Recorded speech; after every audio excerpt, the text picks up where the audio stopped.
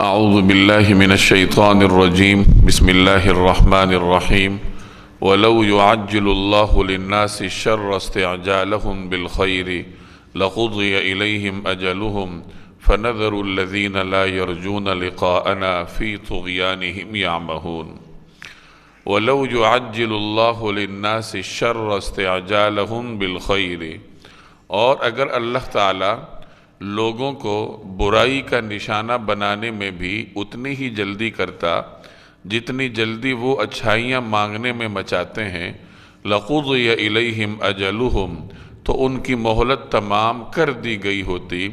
فَنَذَرُ الَّذِينَ لَا يَرْجُونَ لِقَاءَنَا فِي طُغْيَانِهِمْ يَعْمَهُونَ، لہٰذا جو لوگ ہم سے ملنے کی توقع نہیں رکھتے ہم انہیں ان کے حال پر چھوڑ دیتے ہیں کہ وہ اپنی سرکشی میں بھٹکتے پھریں۔ یہ سورہ یونس کی آیت نمبر 11 ہے۔ اس سورت کے تعارف میں میں گزشتہ درس میں عرض کر چکا ہوں کہ چونکہ یہ مکی سورت ہے اس لیے اس میں زیادہ تر عقائد پر زور دیا گیا ہے، عقیدہ توحید، عقیدہ رسالت اور عقیدہ آخرت کو مختلف اسالیب کے ساتھ اللہ تبارک و تعالی نے بیان فرمایا ہے۔ یہاں اللہ جل جلالہ نے اس آیت میں منکرین آخرت اور دین اسلام کے منکرین کی ایک عادت کو بیان فرمایا ہے۔ قرآن کریم میں مختلف مقامات پر اللہ تبارک و تعالی نے منکرین کی اس عادت کا بیان فرمایا کہ جب انہیں وقت کا پیغمبر ڈرایا کرتا کہ دیکھو اگر تم دین حق کی طرف نہیں آؤ گے تو اللہ جل جلالہ کا عذاب تم پر آ پڑے گا، تو ان میں سے بعض بدبخت جواب میں کہتے کہ اگر وہ عذاب ہم پر آنا ہے تو وہ آ جائے۔ جیسے ایک جگہ قرآن کریم میں ارشاد ہے وَإِذْ قَالُوا اللَّهُمَّ إِنْ كَانَ هَذَا هُوَ الْحَقَّ مِنْ عِنْدِكَ، کہ انہوں نے کہا کہ یا اللہ اگر یہ آپ کی جانب سے حق ہے، یعنی اگر یہ دین جس کی ہمیں دعوت دی جا رہی ہے اگر یہ واقعتاً برحق دین ہے، فَأَمْطِرْ عَلَيْنَا حِجَارَةً مِّنَ السَّمَاءِ، تو ہمارے اوپر آسمان سے پتھروں کی بارش برسا دے، اَوْ ائْتِنَا بِعَذَابٍ أَلِيمٍ، یا ہمارے اوپر دردناک عذاب واقع کر دے۔ اسی طرح جب غزوہ بدر کے لیے مشرکین مکہ جا رہے تھے تو سیرت کے درس میں آپ پیچھے پڑھ کے آئے ہیں کہ ابو جہل نے بیت اللہ کی چادر پکڑ کر یہ دعا کی تھی کہ یا اللہ ہم میں سے جو برحق ہے آج کے میدان میں اسے فتح مل جائے، اور ہم میں سے جو فریق جھوٹ پر ہے تو وہ عبرت کا نشانہ بن جائے۔ تو اللہ تعالیٰ نے اس کی دعا پھر قبول فرمائی کہ وہ جھوٹ پر تھے تو وہ عبرت کا نشانہ بن گئے۔ تو منکرین کی یہ ایک عادت تھی کہ وہ بعض اوقات پیغمبر کی پکار کا جواب یوں دیا کرتے تھے کہ اچھا اگر عذاب ہم پر آنا ہے تو آ جائے، گویا اپنے آپ کو بددعا دینے کے مترادف یہ بات کہا کرتے تھے۔ تو اس آیت میں اللہ جل جلالہ ان کی اس عادت کے حوالے سے ہدایت دے رہے ہیں کہ دیکھو یہ لوگ جس طریقے سے اپنے آپ کو بددعا دیتے ہیں، اپنے لیے بدی طلب کرتے ہیں، برائی طلب کرتے ہیں،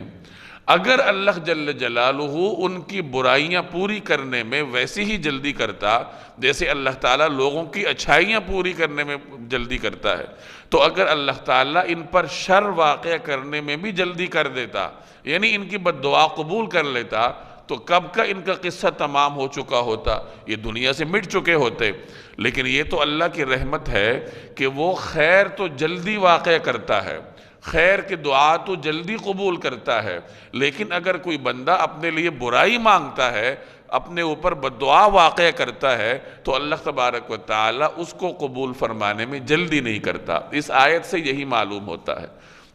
جناب رسول اللہ صلی اللہ علیہ وسلم سے منسوب ہے کہ آپ صلی اللہ علیہ وسلم نے دعا فرمائی تھی کہ یا اللہ میری امت میں ان لوگوں کی دعاؤں کو قبول مت فرمائیے جو کہ اپنے اوپر بددعا واقع کرتے ہیں، جو خود کو بددعائیں دیتے ہیں۔ تو خود کو اگر کوئی شخص بددعا دے، اپنے لیے کوئی برائی کی تمنا کرے، تو یہ اس کے لیے اس کی انسانیت کے مناسب حال نہیں سمجھی جاتی۔ اسی طرح ایک روایت میں ارشاد ہے کہ اپنی اولاد کو بددعا مت دو، کیونکہ عین ممکن ہے کہ تم ایسے وقت میں اس کو بددعا دے رہے ہو کہ وہ قبولیت کا وقت ہو۔ جیسے لوگ تنگ آ کر اپنی اولاد کو برا بھلا کہتے ہیں، اسے بد دعا دینے لگ جاتے ہیں۔ تو اس حوالے سے فرمایا گیا کہ کیا پتہ ہے کہ کون سی گھڑی قبولیت کی ہے، اللہ جل جلالہ کی شان کریمی کس وقت جوش میں ہے، اور تم اسی وقت اپنے بچے کو اپنی اولاد کے لیے بد دعا کرو، برا بھلا کہو، اور اللہ کے ہاں وہ قبول ہو جائے۔ تو بہرحال اولاد کی نعمت سے اللہ تعالیٰ انسانوں کو نوازتا ہے۔ یہاں بھی اکثر صاحب اولاد ہیں تو اپنی اولاد کے بارے میں غلط الفاظ اپنی زبان سے نہیں نکالنے چاہیے۔ عام طور پر خواتین کی یہ عادت ہوتی ہے، چونکہ خواتین کم صبر رکھتی ہیں اور سارا دن بچوں کے ساتھ ان کا گزرتا ہے تو وہ تنگ آ جاتی ہیں، تو یہ مردوں کی ذمہ داری ہے کہ ان کو تسلی دیں، انہیں صبر کی تلقین کریں، مختلف طریقوں سے ان کی تربیت کی جائے کہ اولاد ایک نعمت ہے۔ اگر اللہ نے صحت مند اولاد دی ہے تو اس کی قدر کرنی چاہیے، اور اگر اللہ نے کسی وجہ سے بیمار اولاد سے نوازا ہے تو وہ بھی اللہ جل جلالہ کی جانب سے ایک الگ قسم کی نعمت ہے، اس پر الگ قسم کا اجر اللہ تبارک و تعالیٰ کے ہاں ملتا ہے۔ تو بہرحال اپنی اولاد کے لیے اس قسم کے الفاظ نکالنے سے گریز کرنا چاہیے۔ تو یہاں اللہ نے فرمایا کہ اگر اللہ تبارک و تعالیٰ ان کے اوپر، یعنی ان کافروں کے اوپر برائی واقع کرنے میں جلدی کرتا، اسی طرح جیسے خیر واقع کرنے میں جلدی کی جاتی ہے، کہ لوگ جس طریقے سے خیر جلدی جلدی مانگتے ہیں اور اللہ تعالیٰ ان کو خیر جلدی عطا کر بھی دیتا ہے، تو اسی طریقے سے اگر اللہ ان کو برائی بھی جلدی دے دیتا تو پھر تو لوگوں کا قصہ تمام ہو چکا ہوتا۔ وَلَوْ يُعَجِّلُ اللَّهُ لِلنَّاسِ، يُعَجِّل تعجیل سے ہے جلدی، اگر اللہ تبارک و تعالیٰ لوگوں کے لیے جلدی کرتا کس چیز میں؟ الشر، شر میں، یعنی لوگوں کے اوپر شر واقعہ کرنے میں جلدی کرتا، کس طرح؟ اسی طرح استعجالہم بالخیر، جیسے کہ وہ خیر مانگنے میں جلدی کرتے ہیں، یعنی جیسے لوگ خیر مانگنے میں جلدی کرتے ہیں، اگر اللہ جل جلالہ ان پر شر واقعہ کرنے میں ویسے جلدی کرتا تو کیا ہوتا؟ لَقُضِيَ إِلَيْهِمْ أَجَلُهُمْ، اجل سے مراد مدت ہے، قضاء سے مراد ختم ہو جانا، تو ان کی مدت کب کی تمام ہو چکی ہوتی، ان کے بارے میں فیصلہ آ چکا ہوتا، وہ دنیا سے مٹ چکے ہوتے۔ لیکن یہ اللہ کی رحمت ہے کہ وہ خیر تو جلدی عطا فرماتا ہے لیکن شر جلدی عطا نہیں فرماتا، بلکہ انسان کو مہلت دی جاتی ہے۔ فَنَذَرُ، پس ہم مہلت دیتے ہیں، ہم چھوڑ دیتے ہیں کن لوگوں کو؟ الَّذِينَ لَا يَرْجُونَ لِقَاءَنَا، جو ہماری لقاء یعنی ہماری ملاقات کی امید نہیں رکھتے۔ کس چیز میں چھوڑ دیتے ہیں؟ فی طغیانہم یعمہون، کہ وہ اپنی طغیان یعنی سرکشی میں بھٹکتے پھرے، یعنی اللہ جل جلالہ ان کو ڈھیل دیتا ہے، مہلت دے دیتا ہے۔ وَإِذَا مَسَّ الْإِنسَانَ الضُّرُّ دَعَانَا لِجَنبِهِ أَوْ قَاعِدًا أَوْ قَائِمًا فَلَمَّا كَشَفْنَا عَنْهُ ضُرًّا مَرَّ كَأَن لَّمْ يَدْعُنَا إِلَى ضُرٍّ مَسَّ كَذَلِكَ زُيِّنَ لِلْمُسْرِفِينَ مَا كَانُوا يَعْمَلُونَ۔ وَإِذَا مَسَّ الْإِنسَانَ الضُّرُّ، اور جب انسان کو کوئی تکلیف پہنچتی ہے، دعانا، تو وہ ہمیں پکارتا ہے، لِجَنبِهِ، لیٹے لیٹے، او قاعدن، اور بیٹھے بیٹھے، او قائمن، اور کھڑے حالت میں۔ جب انسان کو کوئی تکلیف پہنچتی ہے تو وہ لیٹے، بیٹھے اور کھڑے ہونے کی حالت میں ہمیں پکارتا ہے، یعنی ہر حالت میں ہمیں پکارتا ہے۔ فَلَمَّا كَشَفْنَا عَنْهُ ضُرًّا، پھر جب ہم اس کی تکلیف دور کر دیتے ہیں، کشف سے مراد کھولنا ہوتا ہے، یہاں اس سے مراد دور کرنا، ضر کہتے ہیں تکلیف کو، تنگی کو، جب ہم اس کی تکلیف کو دور کر دیتے ہیں، مَرَّ كَأَن لَّمْ يَدْعُنَا إِلَى ضُرٍّ مَسَّ، تو اس طرح چل کھڑا ہوتا ہے جیسے کبھی اپنے آپ کو پہنچنے والی تکلیف میں ہمیں پکارا ہی نہ تھا۔ كَذَلِكَ زُيِّنَ لِلْمُسْرِفِينَ مَا كَانُوا يَعْمَلُونَ، جو لوگ حد سے گزر جاتے ہیں انہیں اپنے کرتوت اسی طرح خوشنما معلوم ہوتے ہیں۔ اس آیت میں اللہ نے انسانوں کی ایک عمومی نفسیات کو بیان فرمایا ہے جس کا ذکر آگے بھی تفصیل کے ساتھ آئے گا۔ عام طور پر انسان کی عادت ہوتی ہے کہ اسے تنگی میں رب یاد آتا ہے، کوئی آزمائش آ گئی، کوئی مصیبت آ گئی تو وہ اللہ کی طرف متوجہ ہوگا، لمبے لمبے نفل پڑھے گا، مسجد آنا جانا رکھے گا، ذکر اذکار کرے گا، دعائیں کرے گا تنگی میں جو ہے، اور جیسی ہی وہ تنگی ہٹے گی، خوشحالی کی طرف جائے گا تو اس کو اللہ تعالیٰ بھول جائے گا، نوافل کی تعداد کم ہوتے ہوتے فرائض پر سوالیہ نشان کھڑا ہو جائے گا، ذکر اذکار اس سے چھوٹ جائیں گے، تو گویا کہ آہستہ آہستہ اللہ سے دور ہو جائے گا۔ اسی کو یہاں یوں بیان فرمایا گیا کہ جب اس انسان کو کوئی تکلیف پہنچتی ہے تو وہ ہر حالت میں ہمیں یاد کرتا ہے، لیٹے لیٹے بھی یاد کرتا ہے، بیٹھے بیٹھے بھی یاد کرتا ہے، کھڑے کھڑے بھی یاد کرتا ہے، اس کی کوئی حالت ہمیں یاد کرنے سے خالی نہیں ہوتی۔ لیکن جیسے ہی اس کی تکلیف ہم دور کرتے ہیں تو ایسا لگتا ہے جیسے اس کا اپنے رب سے کوئی تعلق ہی نہیں تھا، اس نے کبھی اپنے رب کو پکارا ہی نہیں، اس کی جو گزشتہ تکلیف ہے اس کو دور کرنے کے لیے اس نے کبھی اپنے رب سے دعا کی ہی نہیں۔ وہ تو یوں سمجھ بیٹھتا ہے کہ یہ جو کاروبار میں برکت ہوئی ہے یہ تو میری اپنی محنت ہے، ملازمت ملی ہے میری اپنی محنت ہے، تو ساری چیزیں اچھائیاں اپنی طرف منسوب کرتا ہے اور برائیوں میں اس کو رب کا دربار یاد آ جاتا ہے۔ تو چونکہ انسان ناشکرا ہے تو اس کی اس ناشکرے پن کا شکوہ اس آیت میں کیا جا رہا ہے کہ دیکھو یہ کون سا طریقہ کار ہے کہ آزمائش میں تو تمہیں رب یاد آتا ہے، مصیبتوں میں تم اس کو پکارتے ہو، اور خوشحالی میں تمہیں اللہ تعالیٰ بھول جاتا ہے۔ ایک صحابی غالباً حضرت ابو درداء رضی اللہ تعالی عنہ کے بارے میں آتا ہے کہ کوئی نوجوان ان کے پاس گیا کہ مجھے کوئی نصیحت فرمائی، تو انہوں نے نصیحت فرماتے ہوئے ارشاد فرمایا کہ اے جوان، خوشحالی میں اپنے رب کو یاد رکھو تو وہ تمہاری بدحالی میں تمہیں یاد رکھے گا۔ اگر تم اپنی خوشحالی میں اللہ کو یاد نہیں رکھ سکتے تو جب آزمائش میں کل کو گرفتار ہوگے، مصیبت میں پھنسو گے، تو پھر اللہ تعالیٰ سے یہ امید لگانا تمہارے لیے مناسب نہیں ہوگا کہ وہ تمہارا ساتھ دے گا۔ اگرچہ اللہ تعالیٰ ارحم الراحمین ہے، وہ بندوں کا ہر وقت ساتھ دیتا ہے، لیکن یہ انسان کی نفسیات کا بیان ہے کہ یہ اس کو زیب نہیں دیتا کہ خوشحالی میں تو اللہ کو بھول جائے اور بدحالی میں اللہ تعالیٰ کو یاد رکھے۔ تو یہ انسان کے ناشکرے پن کی ایک دلیل ہے کہ اس کا رب کے ساتھ تعلق صرف مشکلات میں ہوتا ہے، صرف بدحالیوں میں ہوتا ہے۔ اس آیت کے آخر میں فرمایا کہ جو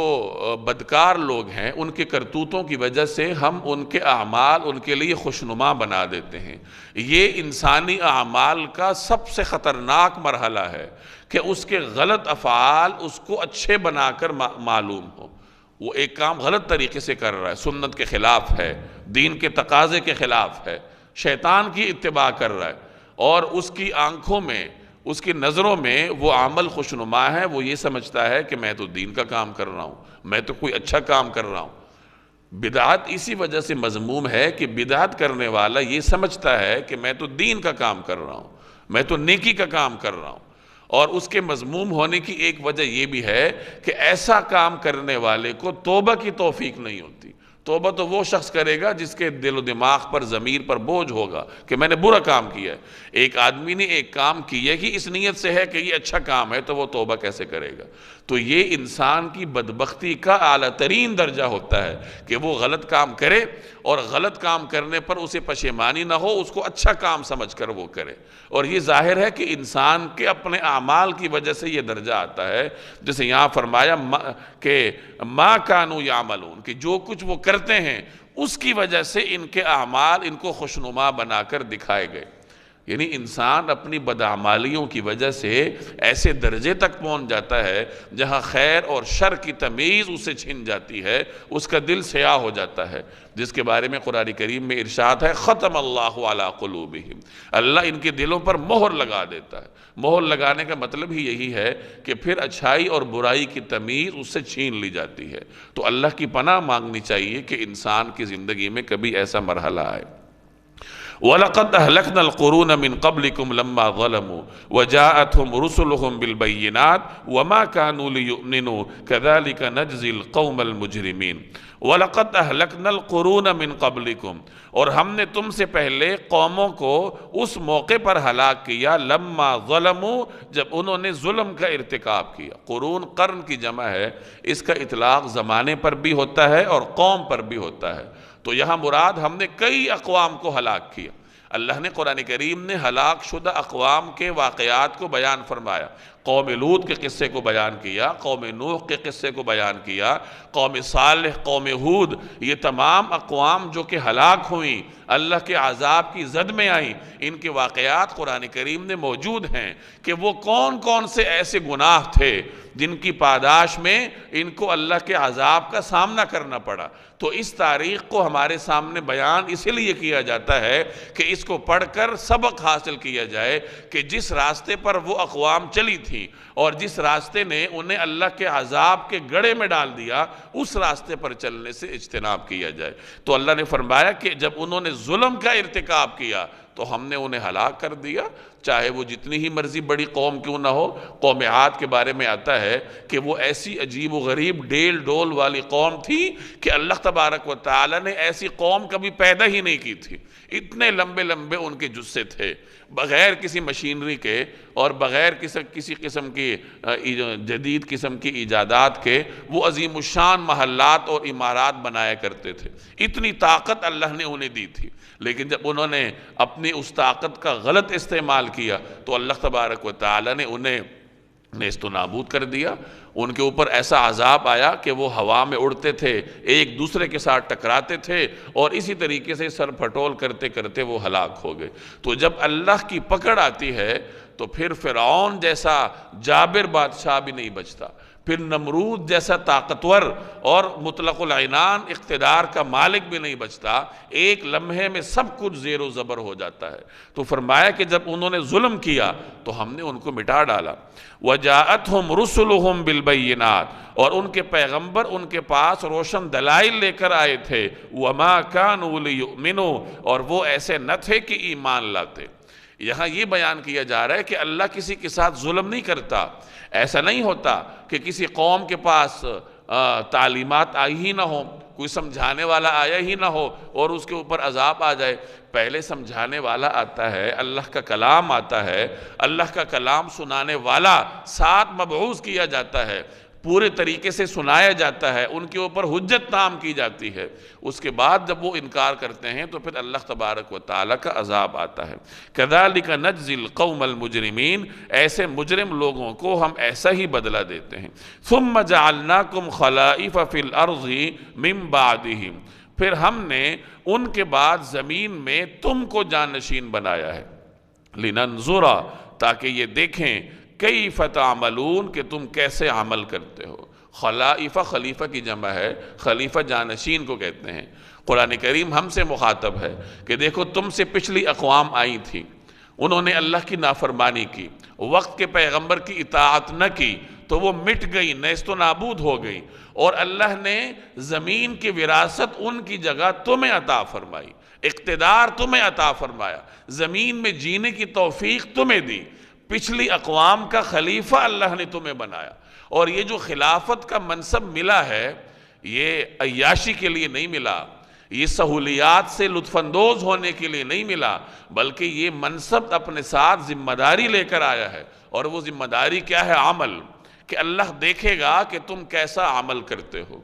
تم اپنے ان پیشروؤں کے پیچھے چلتے ہو جنہیں اللہ نے ہلاک کر دیا تھا، یا اپنے ان اسلاف کے پیچھے چلتے ہو جو اللہ کے نیک بندے تھے، جن کے ذریعے سے تم تک دین پہنچا ہے۔ تو اس سے ضمنی طور پر ایک بات معلوم ہوئی کہ منصب اپنے ساتھ ذمہ داری لے کر آتا ہے۔ یہ جو ہمارے ہاں نعرے لگائے جاتے ہیں، فلاں کے حقوق، فلاں کے حقوق، فلاں کے حقوق، اسلام ذمہ داریوں کا قائل ہے کہ اگر کسی شخص کو اللہ نے کوئی منصب دیا ہے، ایک آدمی کو اللہ نے مرد بنا کر پیدا کیا، اسے اولاد نصیب کی ہے، تو اس کے اوپر ذمہ داریاں ہیں۔ منصب اپنے ساتھ ذمہ داری لے کر آتا ہے۔ ایک خاتون کو اللہ نے ماں کا درجہ دیا ہے، اتنا بڑا منصب اس کو عطا کیا ہے کہ اس کے قدموں کے نیچے جنت ہے، تو یہ منصب اپنے ساتھ بے تحاشا ذمہ داریاں بھی لے کر آتا ہے۔ تو انسان کو جو بھی منصب ملتا ہے اس کے پیچھے ایک ذمہ داری ہوتی ہے۔ ایک آدمی کو کسی ادارے میں کوئی منصب تفویض کیا جاتا ہے تو یہ منصب اپنے ساتھ ذمہ داری لے کر آتا ہے۔ ہم حقوق تو مانگتے ہیں کہ مجھے فلاں منصب ملا ہے، میں استاذ بن گیا، میں فلاں ملازم بن گیا، تو مجھے فلاں فلاں اور فلاں حقوق دیے جائیں، مجھے فلاں فلاں مراعات دی جائیں، لیکن اس طرف کسی کی نگاہ نہیں جاتی کہ اس منصب کے تقاضے کیا ہیں، میری ذمہ داریاں کیا ہیں، کیا میں نے کبھی کوئی ذمہ داری ادا کی بھی ہے یا نہیں، اور میں اپنی ذمہ داریاں کس حد تک پوری کر رہا ہوں۔ ذمہ داریوں کے لیے میرے خیال میں کوئی تنظیم نہیں ہوگی، حقوق کے لیے تنظیمیں ہوتی ہیں، حق ہر بندہ مانگتا ہے، لیکن ذمہ داری پوری کرنے کے لیے کوئی شخص تیار نہیں ہوتا۔ تو بہرحال یہ سوچنا چاہیے کہ اللہ نے جو بھی ذمہ داری دی ہے، مذہبی حوالے سے کتنی بڑی ذمہ داری ہے کہ اللہ نے روئے زمین پر انسان کو خلیفہ بنا کر بھیجا ہے۔ خلافت کا تاج اللہ نے فرشتوں کے سر پر نہیں سجایا، جنات کو نہیں دیا، کسی اور مخلوق کو نہیں دیا، انسان نامی اس مخلوق کو دیا ہے۔ تو یہ جو خلافت ارضی کا تاج ہے، آخر اس کی کچھ ذمہ داریاں ہوں گی۔ پھر دنیا میں انسان کو مختلف ذمہ داریاں ملتی ہیں، ایک آدمی والد کا درجے پر فائز ہوتا ہے، ایک آدمی استاذ کے درجے پر فائز ہوتا ہے، اسے تصور کرنا چاہیے کہ میری ذمہ داریاں کیا ہیں۔ ایک آدمی اپنی ذمہ داریاں ادا کرے تو اس کے حقوق اللہ تعالیٰ خود ہی اس کو عطا کر دیتا ہے، حقوق مل جاتے ہیں، حقوق نہیں کہیں بھاگتے۔ مسئلہ ہمارے اندر ہوتا ہے کہ ہم ذمہ داری پوری کرنے کے لیے تیار نہیں۔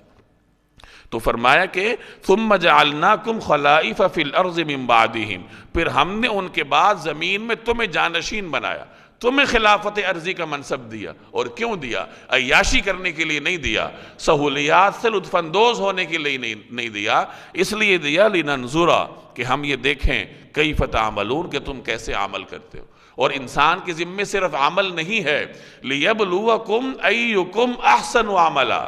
وہ تمہیں جانچے گا کہ تم میں سے کون شخص عمل کے اعتبار سے خوبصورت عمل کرتا ہے۔ خوبصورت عمل کون کرتا ہے؟ جیسے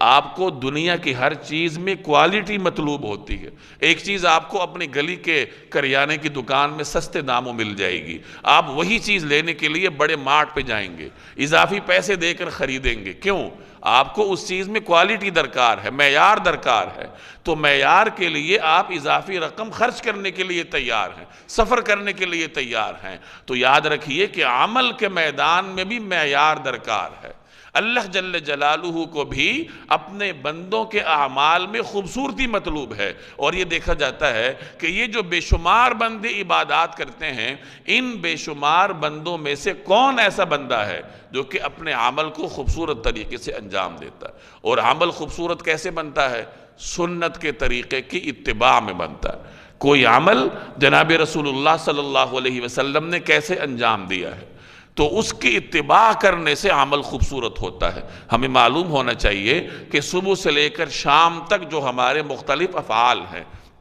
چاہے اس کا تعلق عبادات سے ہو، چاہے اس کا تعلق معاشرت سے ہو، اس کا تعلق زندگی کی کسی شعبے سے ہو، تو ہمیں اس کے بارے میں سنت کی خبر ہونی چاہیے کہ اس عمل کے بارے میں سنت کیا ہے۔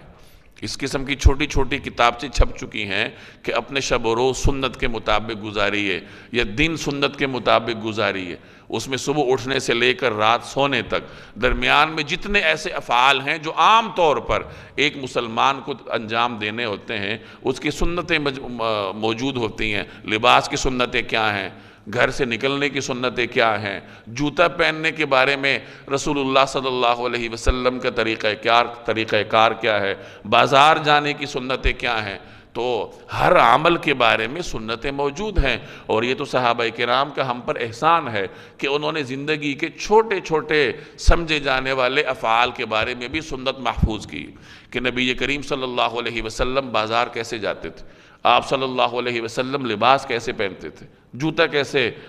پہنتے تھے، مسجد آنا جانا نبی کریم صلی اللہ علیہ وسلم کا کیسا تھا۔ تو یہ تو صحابہ کا اتنا بڑا احسان ہے ہمارے اوپر کہ جتنا بھی سوچا جائے کم ہے۔ وَإِذَا تُتْلَى عَلَيْهِمْ آيَاتُنَا بَيِّنَاتٍ قَالَ الَّذِينَ لَا يَرْجُونَ لِقَاءَنَا نَأْتِ بِقُرْآنٍ غَيْرِ هَذَا أَوْ بَدِّلْ قُلْ مَا يَكُونُ لِي أَنْ أُبَدِّلَهُ مِنْ تِلْقَاءِ نَفْسِي إِنْ أَتَّبِعُ إِلَّا مَا يُوحَى إِلَيَّ إِنِّي أَخَافُ إِنْ عَصَيْتُ رَبِّي عَذَابَ يَوْمٍ عَظِيمٍ۔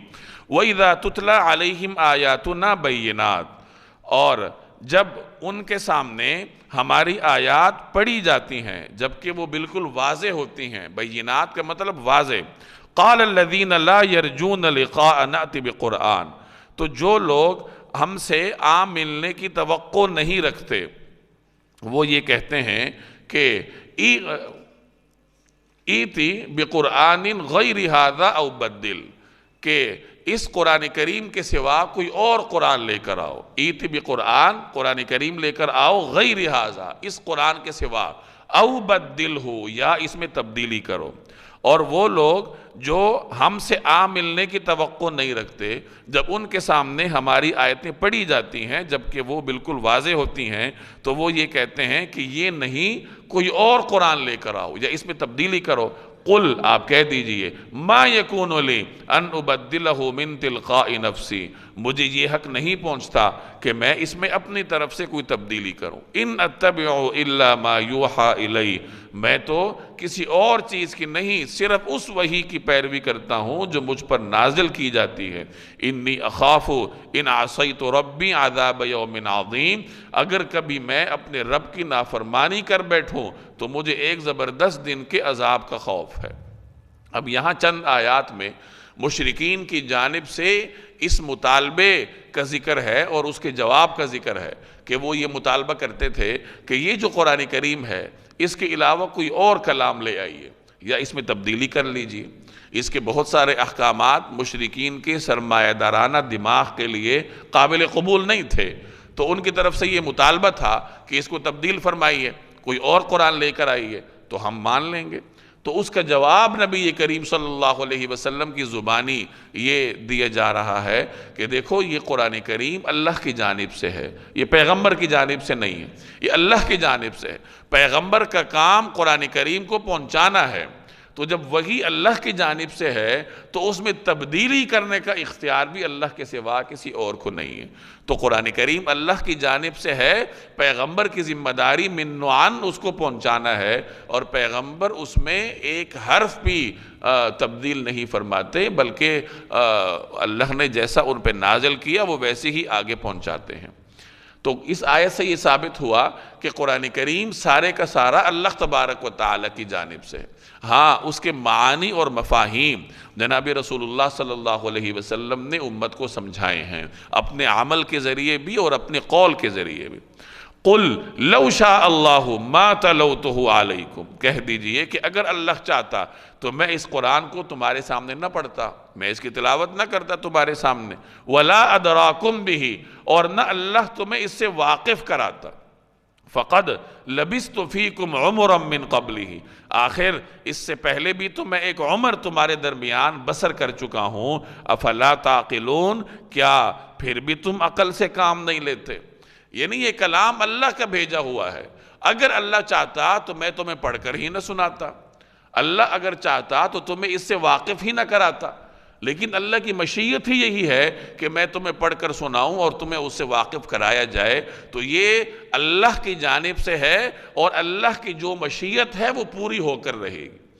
آگے نبی کریم صلی اللہ علیہ وسلم نے قرآن کریم کی حقانیت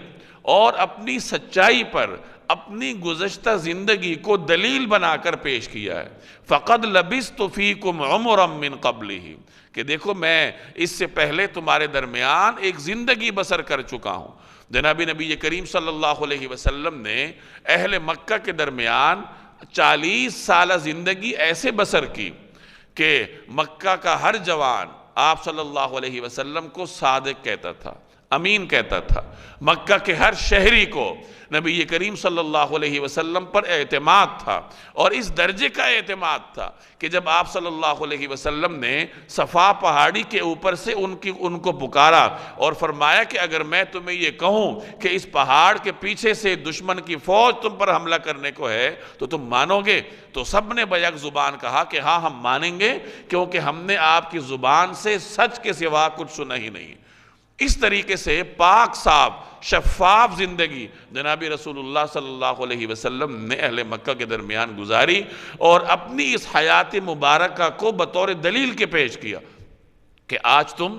میرے لائے ہوئے کلام میں شک کرتے ہو، تو کیا تم دیکھتے نہیں ہو کہ میں 40 سالہ زندگی تمہارے درمیان بسر کر چکا ہوں؟ تم میری صداقت اور امانت کے معترف ہو، تو جب وہ طویل زندگی میں اتنی صداقت کے ساتھ گزار چکا ہوں تو اللہ کے کلام کے معاملے میں بھی صداقت کو تسلیم کرو۔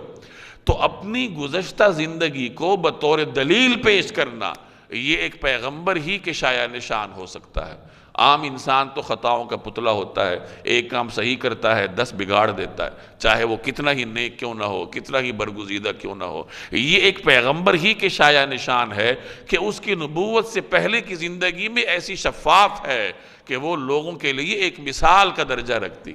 اس سے ضمنی طور پر ہمیں یہ بھی معلوم ہوتا ہے کہ کسی کو منصب تفویض کرنے کے لیے اس کی گزشتہ زندگی بھی اس کے لیے دلیل بن سکتی ہے کہ ایک آدمی کی گزشتہ زندگی کیا ہے۔ کسی کو آپ نے کوئی منصب دینا ہے، کسی بھی قسم کا منصب، ادارے کا بھی ہو سکتا ہے، ملک کے اجتماعی معاملات کا بھی ہو سکتا ہے، تو منصب تفویض کرتے ہوئے جہاں دیگر چیزیں دیکھی جاتی ہیں وہاں یہ بھی دیکھا جاتا ہے کہ اس آدمی کی گزشتہ زندگی کیا ہے۔ تو اسی طرح اگر میں اور آپ بھی کسی منصب کے دعوے دار ہیں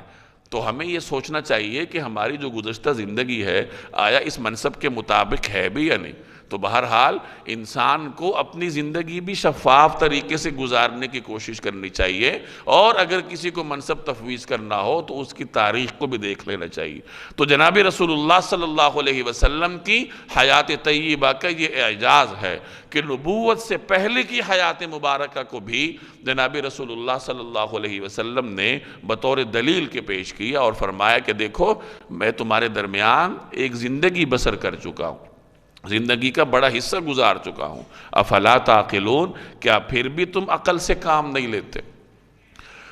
فمن اظلم ممن افترى على الله كذبا او كذب بآياته انه لا يفلح المجرمون۔ فمن اظلم، اس شخص سے بڑا ظالم پھر کون ہوگا؟ ممن افترى على الله كذبا، جو اللہ پر جھوٹ بہتان باندھے۔ افتراء کا مطلب بہتان باندھنا، جو اللہ پر جھوٹا بہتان باندھے۔ او کذب بآیاتہ، یا اس کی آیتوں کو جھٹلائے۔ انہ لا یفلح المجرمون، یقین رکھو کہ مجرم لوگ کبھی فلاح نہیں پاتے۔ مجرم لوگ فلاح نہیں پاتے، ان کو کامیابی نصیب نہیں ہوتی، کامیابی صرف نیکوکاروں کی ہوتی ہے۔ یہ قرآن کریم کا تصور فلاح ہے، یہ قرآن کریم کا تصور کامیابی ہے۔ یاد رکھیے قرآن کریم کامیابی آخرت کی کامیابی کو سمجھتا ہے۔ یہ جو ہمارے ہاں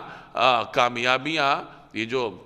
بعض اوقات مختلف اداروں میں نوجوانوں کی تربیت کے لیے ان کو برانگیختہ کرنے کے لیے وہ کامیابی کی کہانیاں سنائی جاتی ہیں سکسیس سٹوریز کے نام سے، تو اس کہانی کا مقصد کیا ہوتا ہے کہ ایک بڑا دولت مند آدمی آ کر بچوں کو یہ باور کرواتا ہے کہ دیکھو میں یہ دولت حاصل کرنے میں کیسے کامیاب ہوا، اپنے آپ کو ایک کامیاب آدمی سمجھتا ہے۔ یہ ہمارے تصورات ہیں، قرآن کا یہ تصور نہیں ہے۔ قرآن کا تصور یہ ہے کہ آخرت میں کون کامیاب ہے۔ دنیا کی زندگی تو قرآن کی نظر میں کچھ بھی نہیں ہے، وہ تو مکھی کے پر کے برابر ہے، وہ تو مچھر کے پر کے برابر ہے۔ وہ تو ایسا ہی ہے جیسے حدیث میں فرمایا کہ ایک سوار ہے جو نکلتا ہے اور تھوڑی دیر کے لیے کسی درخت کے چھاؤں تلے آرام کر کے آگے نکل جاتا ہے، منزل پر اس کی نظر ہوتی ہے۔ تو ایسے ہی دنیا میں انسان تھوڑی دیر کے لیے رہتا ہے، پھر اس نے آگے نکل جانا ہے۔ تو جب آدمی کسی سٹے ایریا میں سفر کے دوران بڑے بڑے محلات تعمیر نہیں کرتا، بڑے بڑے خواب نہیں دیکھتا، بس اپنی ضرورت پوری کر کے منزل کی طرف جاتا ہے اور منزل پر پہنچنے کو ہی کامیابی سمجھتا ہے، اسی طرح اس دنیا کا بھی معاملہ ہے کہ یہاں کامیابی وہی ہے جو کہ آخرت کی کامیابی، اور ناکامی بھی وہی ہے جو آخرت کی ناکامی ہے۔ ایک آدمی دنیا میں بھوکا ہے، اسے کچھ نہیں ملتا، اس کے تن پر ڈھنگ کا لباس نہیں ہے، لیکن اللہ کے ہاں اس کی قدر و قیمت ہے، تو اس سے بڑھ کر کامیاب کوئی نہیں ہے۔ اور ایک آدمی دنیا میں بڑے کر و فر کے ساتھ پھرتا ہے، لیکن آخرت میں اس کی کوئی وقت نہیں ہے، تو ایسے شخص سے بڑھ کر کوئی ناکام نہیں ہے۔ جیسے ایک روایت کا مفہوم ہے کہ اللہ کے کچھ بندے ایسے ہوتے ہیں جنہیں دروازوں سے دھتکارا جاتا ہے، لوگ ان کی بات نہیں سنتے، جن کی بات کو سنا نہیں جاتا، جن کی طرف سے آئے ہوئے رشتے کو دھتکار دیا جاتا ہے، جن کی کوئی بات قبول نہیں کی جاتی، وہ غبار آلود ہوتے ہیں۔ دنیا میں تو یہ حال ہے، لیکن اللہ کے ہاں ان کی یہ وقت ہے کہ اگر وہ کسی بات پر قسم کھا بیٹھیں تو اللہ تعالیٰ ان کی قسم کو پورا کرتا ہے۔ تو گویا کہ دنیاوی جو حالات ہیں وہ اللہ کے ہاں مقبول یا غیر مقبول ہونے کی دلائل نہیں ہے، وہ اس کی دلیل نہیں ہے۔ اللہ کے ہاں مقبولیت کی دلیل انسان کا عمل ہے کہ اس نے عمل کیا کیا ہے۔ دنیا کے حالات تو آتے رہتے ہیں، رزق تو نصیب سے ملتا ہے، بعض اوقات اللہ تعالیٰ اپنے کسی محبوب ترین بندے کو رزق میں سے چند لقمے دیتا ہے اور نافرمان ترین آدمی کو بے شمار قسم کا رزق عطا کرتا ہے، تو یہ تو اللہ کی مشیت ہے، ہر شخص کا اپنا نصیب ہے، لیکن اس کا تعلق کامیابی یا ناکامی سے نہیں ہے۔ یہ جو ہمارے ذہنوں میں مادیت پرستی نے یہ چیز گھسا دی ہے کہ کامیابی وہی ہے جو دنیا میں مل جائے، ہر آدمی اپنے بچوں کو کامیاب دیکھنا چاہتا ہے اور ہر آدمی کے تصور کامیابی یہی ہے کہ میرا بچہ ڈاکٹر بن جائے۔ اور ڈاکٹر کیوں بنے؟ اس لیے بنے کہ جیسے ہم بڑی بڑی فیسیں دیتے ہیں ڈاکٹروں کو تو میرا بیٹا بھی یہ فیسیں لے۔ شاید ہی کوئی والد ایسا ہو جو اپنے بچے کو نافع بنانا چاہے کہ میرا بیٹا نفع مند ثابت ہو، قوم کی خدمت کرے، دین کی خدمت کرے۔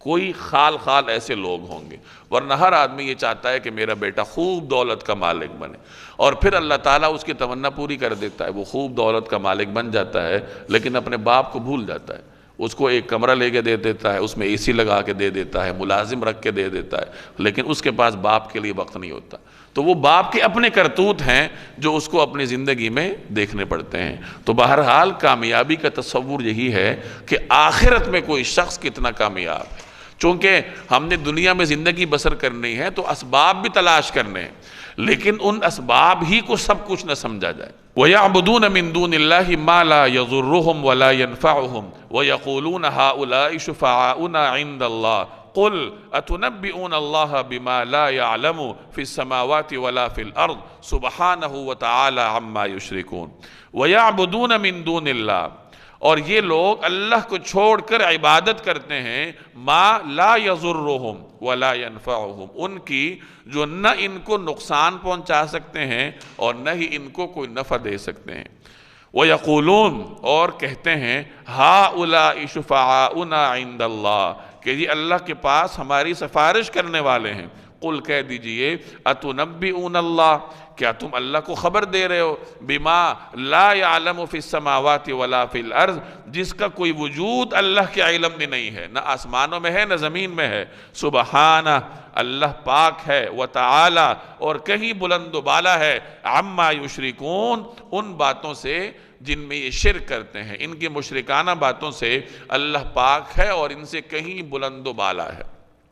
مشرکین مکہ بتوں کی پوجا کرتے تھے، لیکن ایک خدا کے قائل ضرور تھے کہ ایک خالق ہے جس نے یہ کائنات پیدا کی ہے اور جس نے ہم سب کو پیدا کیا ہے۔ البتہ بتوں کی پوجا ہم کیوں کرتے ہیں؟ اس کی تعویل وہ یہ پیش کرتے تھے کہ ان بتوں کو اللہ کے دربار میں خاص تقرب کے منازل حاصل ہیں، تو یہ ہمارے اللہ کے دربار میں سفارش کریں گے، ہم ان کو راضی رکھتے ہیں تاکہ اللہ جل جلالہ کو ہم سے راضی کر دیں اور اس خالق کائنات کے ہاں ہمارے جو مشکلات ہیں اس کو حل کروانے میں اپنا کردار ادا کریں، یا یوں کہہ لیجئے کہ اپنا اثر رسوخ استعمال کریں۔ یہ ان کا ایک تصور تھا۔ تو یہاں ان کے اس تصور پر زد کیا جا رہا ہے کہ دیکھو اللہ کے ہاں کوئی شریک نہیں ہے، اللہ کے ہاں کسی کی سفارش نہیں چلتی، سفارش چلتی ہے لیکن اسی کی چلتی ہے جس کو اللہ اجازت دیتا ہے۔ اللہ کے ہاں جبری سفارش نہیں ہے کہ کوئی بت یا کوئی انسان اللہ سے زبردستی کوئی بات منوا سکے۔ اللہ تبارک و تعالیٰ کے ہاں جس شفاعت کا وجود ہے تو وہ شفاعت اللہ جل جلالہ کی اجازت سے ہے۔ من ذا الذی یشفع عندہ الا باذنہ، کون ہے جو کہ اس کی بارگاہ میں سفارش کر سکے مگر اس کی اجازت سے، یعنی اس کی اجازت سے شفاعت ہوگی۔ تو جہاں شفاعت کا قرآن نے انکار کیا جاتا ہے وہاں جبری شفاعت کا انکار ہوتا ہے، اور جہاں شفاعت کو ثابت کیا جاتا ہے تو وہاں مراد اللہ کی اجازت سے ہونے والی شفاعت ہوتی ہے۔ تو منکرین جبری سفارش کے قائل تھے، وہ یہ سمجھتے تھے کہ جو بھی ہو جائے یہ بت ہمیں چھڑائیں گے۔ تو ان کے اس عقیدے پہ زد کیا جا رہا ہے کہ ایسا نہیں ہوگا، یہ بت بیچارے یہ تمہیں کوئی فائدہ نہیں دے سکتے، نہ تمہیں کوئی نفع دے سکتے ہیں، یہ تو اپنے آپ کو فائدہ اور نقصان نہیں دے سکتے، تو تمہیں کیا نفع اور نقصان دیں گے۔ تو بہرحال یہ چونکہ مکی صورت ہے اور میں نے پہلے عرض کیا کہ اس میں انسان کے عقائد پر زور دیا جاتا ہے، تو عقیدہ توحید ہمارے دل و دماغ میں راسخ کیا جا رہا ہے کہ انسان کو اپنا جو مرکز نگاہ ہے وہ اللہ کی ذات کو سمجھنا چاہیے کہ وہیں سے تمام تر فائدہ بھی آتا ہے اور وہیں سے تمام تر نقصان بھی آتا ہے۔ اور یہی توحید کا کامل تصور ہے۔ وَمَا كَانَ النَّاسُ إِلَّا أُمَّةً وَاحِدَةً، اور تمام انسان کسی اور دین کے نہیں، صرف ایک ہی دین کے قائل تھے۔ فَاخْتَلَفُوا، پھر بعد میں وہ آپس میں اختلاف کر کے الگ الگ ہوئے۔ حضرت آدم علیہ السلام نے جب روئے زمین پر اللہ تبارک و تعالیٰ کا پیغام سنانا شروع کیا، جب اللہ نے انہیں مبعوث فرمایا، تو اس وقت تمام لوگ حضرت آدم علیہ السلام ہی کے دین پر تھے، سوائے ایک کا دکا کے جیسے قابیل تھا، اور ایک آدھے کا کوئی شمار نہیں ہوتا۔ تو تمام لوگ حضرت آدم علیہ السلام ہی کے دین پر تھے، اور ایک طویل زمانے تک یہ سلسلہ چلتا رہا کہ دنیا میں صرف ایک ہی دین تھا، اور وہ تھا اللہ تبارک و تعالیٰ کی عبادت۔ گویا کہ لوگ توحید پر چلتے تھے۔ پھر بہت بعد میں جا کر لوگوں میں اختلاف پڑ گیا، لوگوں نے اپنے اپنے دین گھڑ لیے، توحید کے معاملے میں لوگ مختلف ہو گئے، بت پرستی شروع ہو گئی۔ اب یہ کب شروع ہوئی قرآن کریم نے اس کا ذکر نہیں ہے، لیکن مختلف علماء اور مفسرین کے ہاں حضرت نوح علیہ السلام کے زمانے سے لوگوں میں دین کے معاملے میں اختلاف شروع ہوا، بت پرستی شروع ہوئی، اور یہی وہ زمانہ تھا جب روئے زمین پر اللہ کا عذاب پہلی مرتبہ بندوں پر نازل ہوا۔ حضرت نوح علیہ السلام کی قوم پر جو عذاب آیا وہ اس روئے زمین پر آنے والا پہلا عذاب تھا۔ اس سے پہلے اللہ کا عذاب اس طرح اجتماعی طور پر انسانوں کی طرف نہیں آیا۔ تو لوگ ایک ہی دین پر تھے اور بعد میں انہوں نے اختلاف شروع کر دیا۔ اس سے یہ معلوم ہوا کہ جو عام طور پر ہمارے ہاں مختلف نظریات پیش کیے جاتے ہیں کہ انسان پہلے جاہل تھا، جنگلوں میں تھا، اسے کچھ پتہ نہیں تھا، آہستہ آہستہ وہ جو ہے تعلیم یافتہ ہونا شروع ہوا، روشنی کی طرف اس نے سفر شروع کیا، تو یہ تصور قرآنی تصورات کے خلاف ہے۔ قرآنی تصور یہ ہے کہ روئے زمین کا پہلا انسان اللہ کا پیغمبر تھا، اور اللہ کے پیغمبر سے بڑا تعلیم یافتہ اور دانشور کون ہو سکتا ہے؟ تو روئے زمین پر پہلا بھیجا جانے والا انسان ایک کامل ترین انسان تھا، جس کی عقل و دانش اپنے عروج پر پہنچی ہوئی تھی، اور آگے اس کی اولاد تھی، اس کے ماننے والے تھے، اس کی عقل و دانش کا پرچار کرنے والے اور اس کی اتباع کرنے والے تھے۔ ایک زمانے تک یہی سلسلہ چلتا رہا۔ پھر بعد میں شیطان کا اثر لوگوں پر چلنا شروع ہوا اور لوگ مختلف ہونا شروع ہوئے، جیسے کہ اس آیت میں آپ نے پڑھا۔ ہاں، دنیا کے تاریخ میں ایسے جنگلی قبائل ہوتے ہوں گے، ممکن ہے کہ جو جنگلات میں رہتے ہوں، پہاڑوں میں رہتے ہوں، جو علم و تہذیب سے دور ہوں، آہستہ آہستہ وہ علم و تہذیب سے روشناس ہوئے۔ تو بہرحال اس آیت میں یہ نظریہ دیا جا رہا ہے کہ روئے زمین کے اولین انسان اللہ کے برگزیدہ لوگ تھے، ایک دین پر تھے۔ آہستہ آہستہ انہوں نے اختلاف شروع کیا اور دین کے معاملے میں تقسیم ہوتے گئے۔ وَلَوْلَا كَلِمَةٌ سَبَقَتْ مِن رَبِّكَ، اور اگر تمہارے پروردگار کی طرف سے ایک بات پہلے سے طے نہ ہو چکی ہوتی، لَقُضِيَ بَيْنَهُمْ، تو ان کا فیصلہ کر دیا جا چکا ہوتا، فِي مَا فِيهِ يَخْتَلِفُونَ، جس معاملے میں یہ لوگ اختلاف کر رہے ہیں۔ اور اگر تمہارے پروردگار کی طرف سے ایک بات پہلے سے طے نہ ہو چکی ہوتی تو جس معاملے میں یہ لوگ اختلاف کر رہے ہیں اس کا فیصلہ کر دیا جاتا۔ یعنی دین کے معاملے میں مختلف ہیں، جب مختلف ہونا شروع ہوئے تو چونکہ اللہ کی مشیت یہی تھی کہ اس دنیا نے اس عمر تک پہنچنا ہے، اتنے زمانے اس پر گزرنے ہیں، لوگوں کو مہلت دی جانی تھی، تو اس وجہ سے اللہ نے ان کو برقرار رکھا۔ اگر اللہ کی مشیت یہ نہ ہوتی تو دنیا کا اختتام کب کا ہو چکا ہوتا، اور